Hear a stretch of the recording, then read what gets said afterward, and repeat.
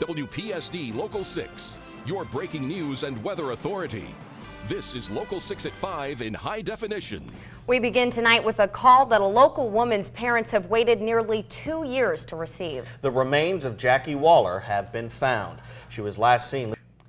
A family who spent hours waiting last night for a 9-year-old boy to be found now has answers, but also has heartache after more feet of water. Joining us now is Local 6's Lauren Adams. And Lauren, you talked with Warren's friends, you talked with family friends. We can imagine it's hard, but how's everyone holding up today? About as good as can be expected, Marissa. Remember, this was a 9-year-old boy. He was happy, he was healthy. He spent the morning hanging out with friends, looking forward to a ball game this weekend. Those that knew to his team's baseball games this summer, and in fact later this week his team and even the other teams plan to iron on some patches to honor Warren's memory. That's sweet. All right, thanks Lauren. And if you are interested in helping the family with Warren's funeral costs, here's how you can do that. The first Southern invitation will be this Saturday from 4 to 8 at Morgan Funeral Home. The funeral will be this Sunday at 2:30. The family is asking in lieu of flowers for donations to be made to that account to help with the funeral. A few minutes.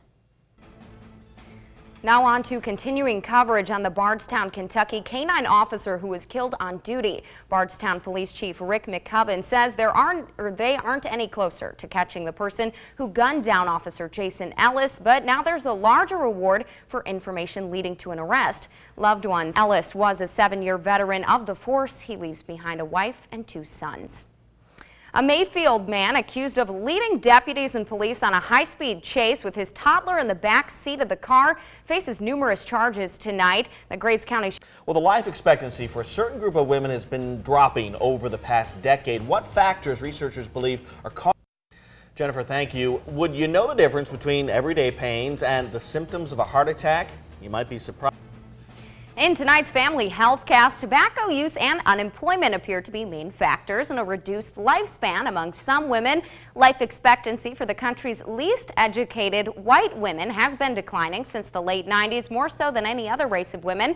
A Harvard study of 47,000 women found the reasons for this. Smoking was the biggest risk factor, followed closely by joblessness. There's no clear reason for the link, but some suspect health insurance gained through employment and the fact that jobs can lessen social isolation are the key. While sometimes it can be hard to distinguish between everyday pains and symptoms of a heart attack, Baptist Health Paducah showed up at Kentucky Oaks Mall today to help people understand that difference. Paramedics were also on hand doing blood pressure checks, and cardiologist Kenneth Ford also gave a talk. We'll have that story plus breaking news and weather just 30 minutes away on Local 6 at 6. And we are also following some breaking news just coming in. Murray police are investigating a homicide on a home on Oxford Drive. Police tell us it happened at a home in the Canterbury subdivision. And no word yet on exactly what happened. We'll of course bring you more information on this developing story as we get it.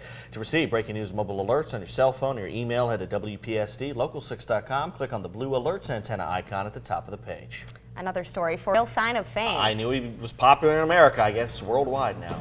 Thanks for watching WPSD Local 6 at 5. NBC Nightly News is next. Coming. We'll have that story in a moment, but first, continuing to follow breaking news out of Murray, Kentucky. Police there are investigating a homicide. Police are in as it becomes available. Remember to receive breaking news mobile alerts on your cell phone or sent to your email. Go to WPSDlocal6.com and then just click on the blue alerts antenna icon at the top of the page.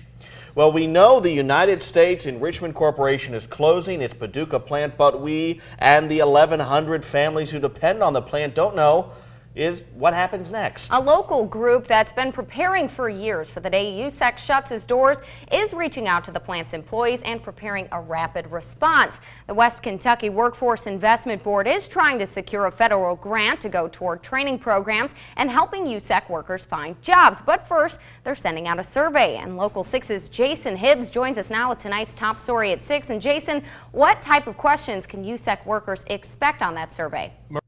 Luckily for Fonda, her husband works. She says they can survive as a single income household. It won't be easy. Well, Jason, is there any word on cleanup at the site, and could that provide a job for people like Fonda? Yeah, that could provide a lot of jobs. No word on that officially. For now, people aren't sure if the federal funding for cleanup is available. However, Medlock is optimistic, says it would require a large workforce, should be good paying jobs, but still waiting on that funding. All right, thank you, Jason. The survey recipients will also be given the option to have a follow-up with staff and have their information saved for a job development and referrals. Thank you, Jennifer. A local juvenile is dead after a two-vehicle wreck in Calvert City today. This happened near... Well, it's the first of its kind facility in our area, and one businesswoman says she has the right business model to rid our lakes of Asian carp. The Two Rivers Fishery in Wickliffe, Kentucky is about to open. Certainly is. Local 6's Robert Bradfield joins us live tonight from the process. Well, Todd, I'm glad Robert was wearing gloves when I he know. picked up that big fish. Ew, I'll just eat it. I don't want to see where it comes from. No thanks on that either. All right, well, firefighters brushed up on their life-saving skills today. SB.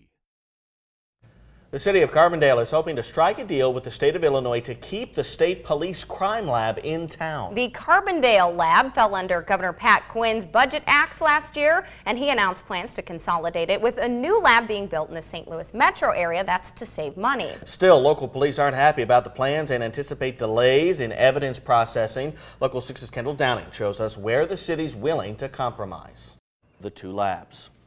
If it looked a little smoky on 12th Street in Paducah today, no worries. It's because the Paducah Fire Department was holding a training drill coming from a machine. The fire department went door to door to alert everyone in the area of the drill. Thank you, Jennifer. New at 10 as the nation's top spellers take the stage in Washington, D.C. How good is your spelling? Not very good.